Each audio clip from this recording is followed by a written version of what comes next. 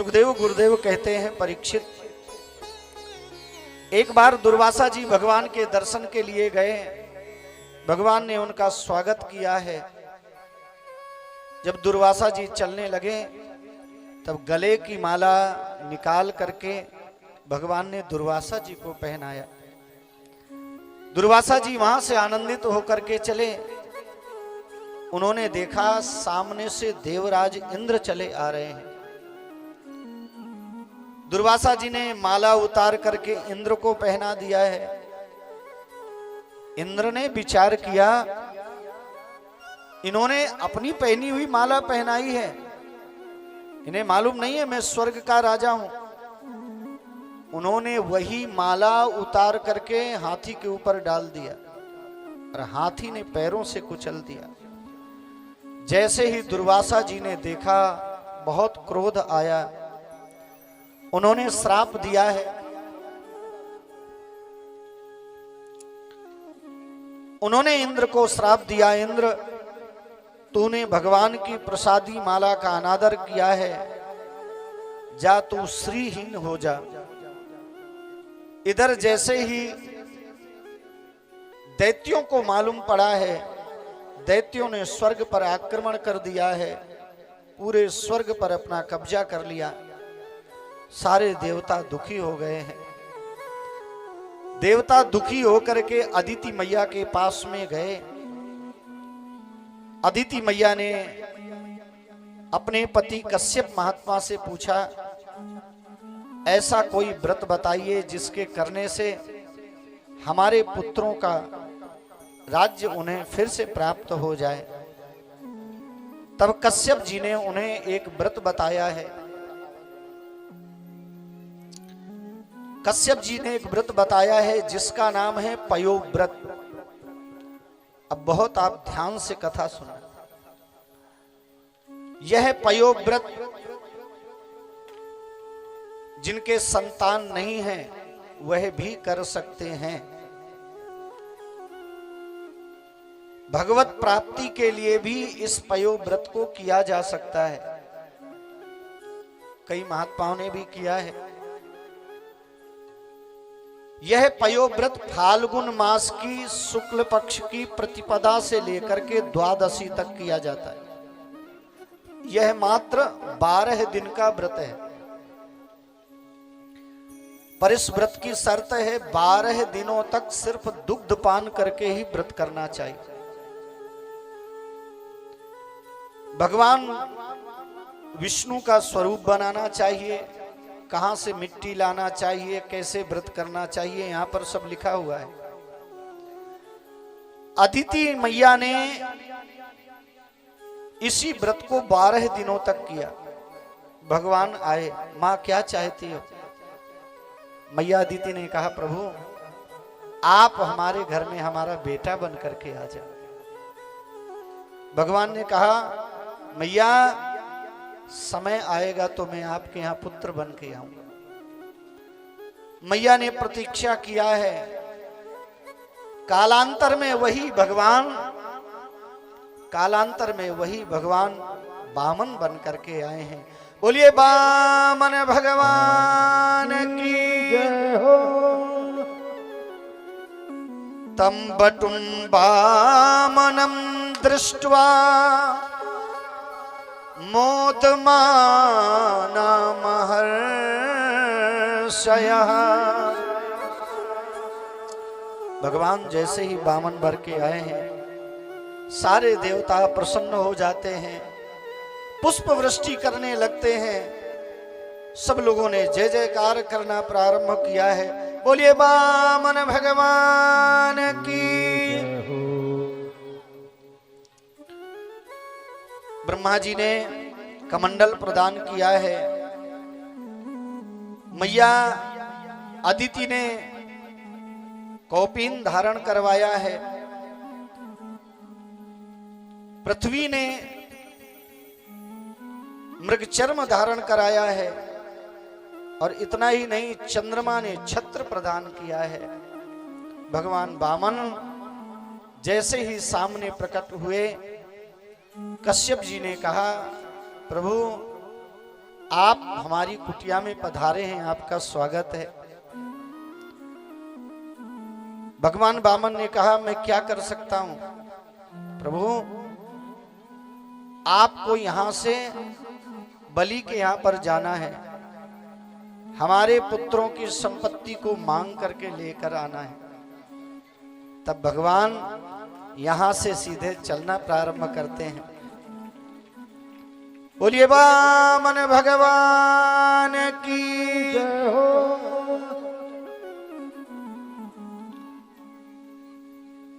कुर्सी ला करके उधर ही बैठा लेंगे। सच में कितने सुंदर हैं वामन भगवान। हमारे श्री मुखरैया जी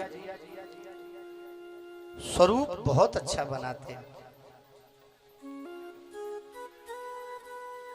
उनकी आराधना ही स्वरूप की आराधना है। बोलिए वामन भगवान की जय हो। यहां से वामन भगवान चलते चलते महाराजा बलि जहां पर यज्ञ कर रहे थे वहां पहुंचे। सामने पहरेदार खड़े हुए थे। पहरेदारों ने जैसे ही देखा स्वागत किया है। भगवान से पूछा, आप कुछ चाहते हो तो बोले, पर भगवान कुछ नहीं बोले, बस देख करके मंद मंद मुस्कुरा रहे थे। पहरेदारों ने जाकर के बलि को बताया, प्रभु एक ब्रह्मचारी दरवाजे पर खड़े हुए हैं, कुछ बोल नहीं रहे। बलि ने कहा, गुरुदेव आपकी आज्ञा हो तो मैं दर्शन करके आऊं, कोई याचक दरवाजे पर खड़े हैं। शुक्राचार्य जी से अनुमति लेकर के बलि बाहर निकल करके आए हैं। और जैसे ही बलि ने दर्शन किया है, आंखों में अश्रु आ गए। स्वागतम ते नमस्तुभ्यं ब्रह्मन् किं करवाणि वहा। हे प्रभु आपका स्वागत है, स्वागत है, स्वागत है। मैं आपके लिए क्या कर सकता हूं, आप आज्ञा दीजिए। यद यद वटो वांछसि तत्प्रतीक्ष में, आप जो जो चाहते हैं वही वही देने के लिए तैयार हूं, आप एक बार बोल तो दीजिए। बलि ने कहा, प्रभु गाम कांचनम गुणवद्धामृष्टम।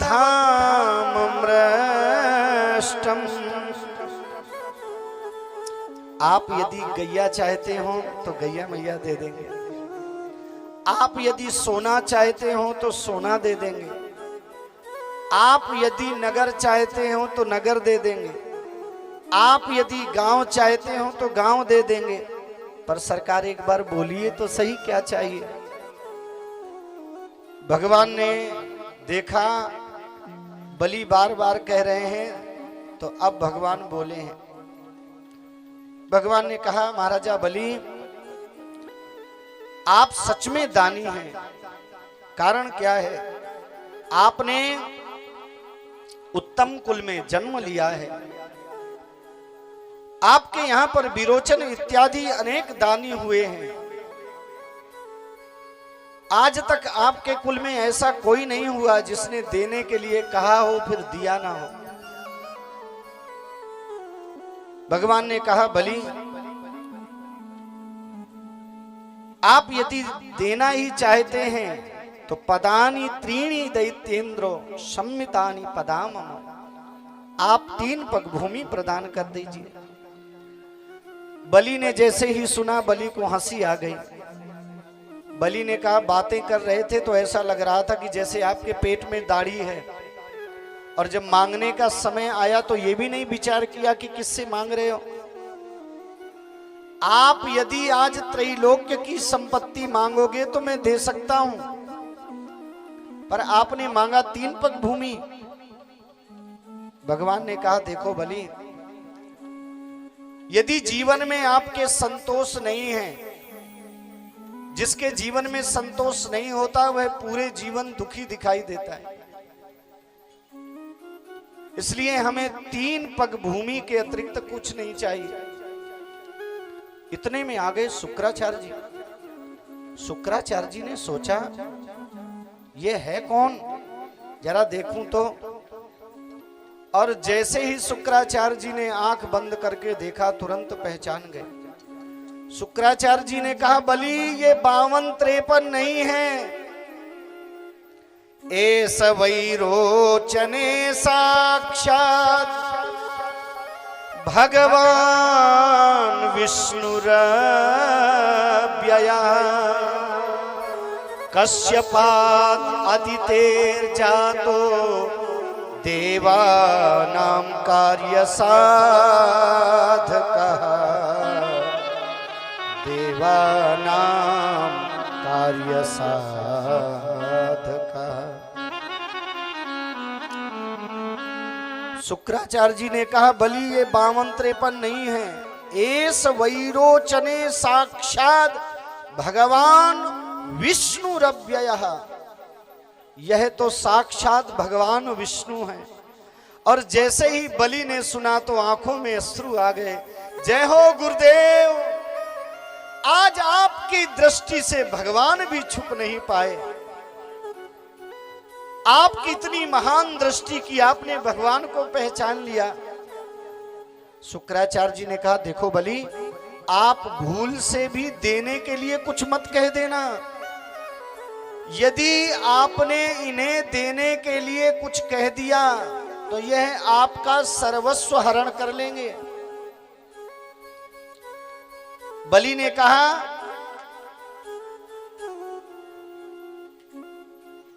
कहा लेकिन मैं झूठ कैसे बोलूं। शुक्राचार्य जी ने कहा देखो राजन, कुछ जगह ऐसी होती हैं जहां झूठ झूठ नहीं होता। अब आप लोग भी जरा सुन लेना। अब लोग सावधान होकर के बहुत बैठ गए सुनने के लिए। क्यों, दिन भर सुबह से शाम तक झूठ तो बोलना ही पड़ता है। कहां कहां झूठ झूठ नहीं होता। स्त्री सुनर्म विवाहे चा वृत्यर्थे प्राण संकटे गो ब्राह्मणार्थे हिंसायां नान्यतम स्याजुगुप्सितम। कभी पत्नी से बोलना पड़े तो झूठ झूठ नहीं होता। बोलो जय श्री कृष्ण।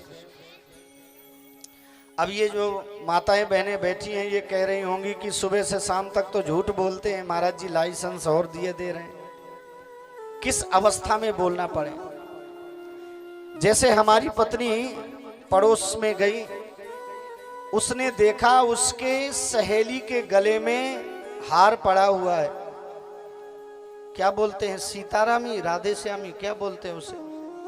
हाँ, सीतारामी हार पड़ा हुआ है। पत्नी ने घर का ताला बंद कर दिया, दरवाजे पर बैठ गई और बोली सुनो, जब तक उनके जैसा हार हमारे गले में नहीं आ जाएगा तब तक दरवाजा नहीं खुलेगा। अब बताओ पति के सामने समस्या आ गई कि नहीं। ऐसी अवस्था में पति को कह देना चाहिए देखो देवी, जैसे ही अगले महीने की पेमेंट मिलेगी सबसे पहले तुम्हारी वस्तु लाके दी जाएगी। अब फायदा क्या होगा? जो घर में झगड़ा तत्काल होने वाला था, एक तो 1 महीने के लिए झगड़ा टल जाएगा। और दूसरी बात, ये जो हमारी माताएं बहनें हैं ना, ये बहुत भोली भाली होती हैं। गुस्से में आकर के बोल तो देती हैं, पर बाद में जब पारा ठंडा होता है ना तो धीरे से कहती हैं सुनो जी, उसके गले में देख लिया तो पता नहीं मेरी बुद्धि को क्या हो गया, मैंने आपसे कह दिया, आपके पास में हो तो दिला देना, नहीं कोई बात नहीं। बोलो जय श्री कृष्ण। बेचारी धीरे धीरे सब भूल जाती। तो ऐसी अवस्था में बोलना पड़े। स्त्री सु नर्म माने होता है हंसी मजाक में। विवाहे चा, कन्या के विवाह में थोड़ा बहुत बोलना पड़े। कन्या के विवाह में थोड़ा बहुत बोलना पड़े तो सब चलता है। बोलो जय श्री कृष्ण। एक बात मैं आपको बहुत सावधानी पूर्ण बताना चाहता हूं। कभी किसी भी बेटी के विवाह में व्यवधान नहीं डालना चाहिए, बहुत पाप लगता है। आपका खास रिश्तेदार भी पूछे कि उस बेटी के विषय में जानते हो, तो कह दो साक्षात लक्ष्मी है, लक्ष्मी बोलो जय श्री कृष्ण। कभी भी किसी कन्या के विवाह में व्यवधान नहीं डालना चाहिए। विवाहें प्राण संकट है, प्राण संकट में पड़े हुए हों, गौ और ब्राह्मण की रक्षा करना हो तो अनृतम स्यात् जुगुप्सितम न स्यात्। निंदा तो झूठ तो झूठ होता है, पर वस्तुतः इन जगहों पे निंदनीय नहीं होता। शुक्राचार्य जी ने समझाया, पर बलि ने कहा हम देंगे जरूर।